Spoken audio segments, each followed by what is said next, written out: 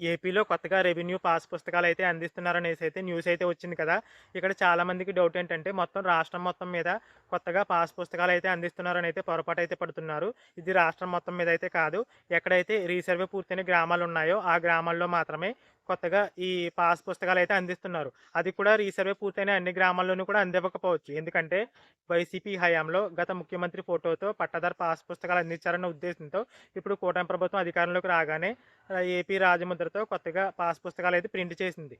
కానీ అందులో ఉన్న అంటే ఆ ల్యాండ్‌కి సంబంధించిన పొరపాట్లు ఏవైతే ఉన్నాయో అవి సరిదిద్దకుండానే ప్రింట్ చేసేసింది.